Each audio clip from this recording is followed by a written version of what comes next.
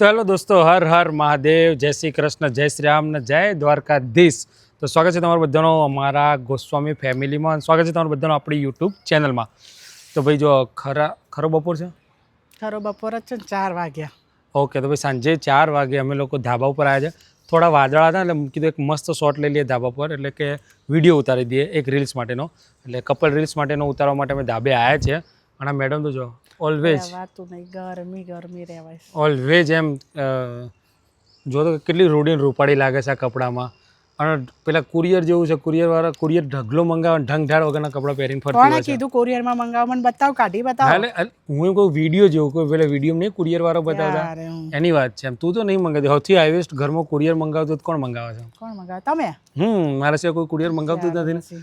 અને તો ભાઈ ઉપર આવી ગયા હતા અમે ધાબે વિડીયો બનાવવા માટે. અને જો વાદળા બફારો બહુ જ છે, બાકી લોકો મસ્ત મજા આવે એવું નહીં છે. પડે ને તો સારું ઠંડુ થઈ જાય. એમ ને એટલી ગરમી લાગે છે. એટલી બધી ડિપ્રેશનમાં છે ને તે જય શ્રી કૃષ્ણ હર હર મહાદેવ નહીં બોલતી. મેં તો બોલ દીધું સવારે જ. એવું છે? તો હું નતો ઘેર સવારે, ના એટલે જ તારે તો ભાઈ જો ભાઈ આવું છે બધાને ફરીથી કહી દો બસ. જય શ્રી કૃષ્ણ, જય શ્રી રામ, હર હર મહાદેવ, જય દ્વારકાધીશ અને જય શ્રી રામ, જય શ્રી જય શ્રી રામ, જય શ્રી રામ, જય શ્રી રામ. અથરોને સ્વાગત જય છે શ્રી રામ. તમારા બધા ચિડિયાઘરમાં અને ગોસ્વામી ફેમિલી વ્લોગમાં. એ તો સવારે તો હું તમને બધાને મળી હતી, મેં કીધું હતું કે ઘરમાં હું એકલી છું. આ બધા મને મૂકીને ટાટા ટાટા બાબા જતા રહ્યા છે. છોકરાઓ ગયા હતા સ્કૂલે અને હું એકલી જ હતી. તો આપણે કામ કરીને બેઠા, પછી શું કરીએ. ઓકે, ચલો તાર નીચે જઈએ કપિલાબેન જોડે. જો ગરમ જો પનીર પનીર પનીર પુલાવ. ખાવાનું છે? બધા નહીં ખા. એ તો કાઢી દે બેટા, એ તો સાઈડમાં કાઢી દે. સાઈડમાં કાઢ નાખવાનું. મરચું છે બેટા, ખજૂર નથી. તો ભાઈ ફાઇનલી અમારા ઘેર આજ બનાવ્યો છે વીઆઈપી પુલાવ. વીઆઈપી પુલાવ. કયા પુલાવ? વીઆઈપી માણસ છે, વીઆઈપી પુલાવ બનાવ્યા છે. પણ આ વીઆઈપી કુકર જો અમારો.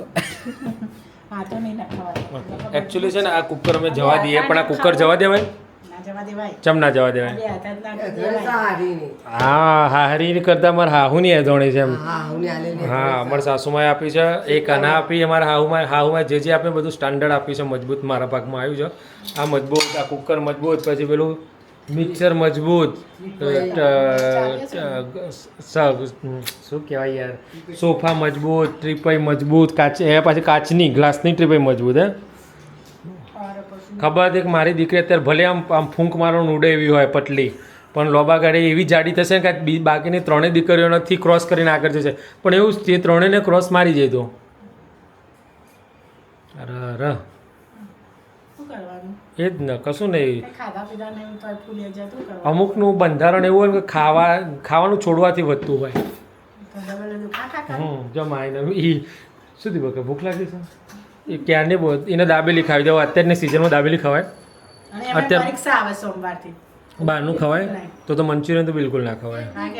જાણ મંચુરિયન એ લોકોનો નિયમ જ છે, કારણ કે જ્યારે બહારનું ખાય ને પરીક્ષા ટાઈમ એટલે બીમાર જ પડે.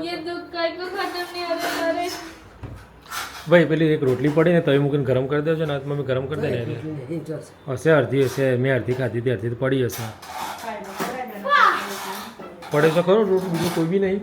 ના, અમે અમારો લોટ બાંધ્યો હતો અમારા ફ્રેન્ડ દીકરા માટે, ને અમારે કમ્પ્લીટ જ બાંધ્યો હતો. પડ્યું રહીને ફેંકવું એવું મેં બાંધ્યો જ નહીં. એ હારે વાંધો છે.